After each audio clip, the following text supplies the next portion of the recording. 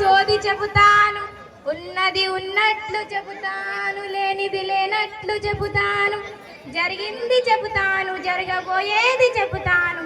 కుర్రో కుర్రు.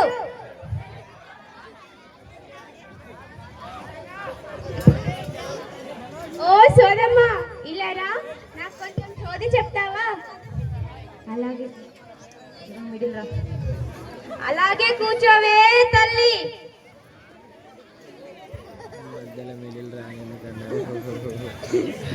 అమ్మ పలుకు జగదాంబ పలుకు, కంచి కామాక్షి పలుకు, మధుర మీనాక్షి పలుకు, కాశీ విశాలాక్షి పలుకు, బెజవాడ కనక దుర్గమ్మ పలుకు, వేములవాడ రాజన్న పలుకు, కొండగట్టు అంజన్న పలుకు.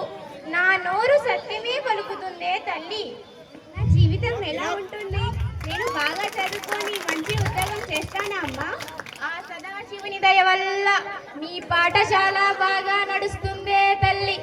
మీ పాఠశాలలో మంచి అనుభవజ్ఞులైన ఉపాధ్యాయులు ఉన్నారే తల్లి.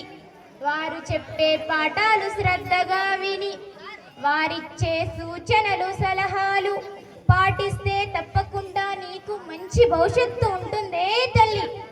ఇంకో ముచ్చట కూడా బాగా యాదిలుంచుకోయే తల్లి. బాగా చదవాలంటే మాతృభాషపై పట్టు సాధించాలి తల్లి. మాతృభాష వస్తేనే ఇతర ఏ భాషలైనా సులువుగా నేర్చుకోవచ్చే తల్లి.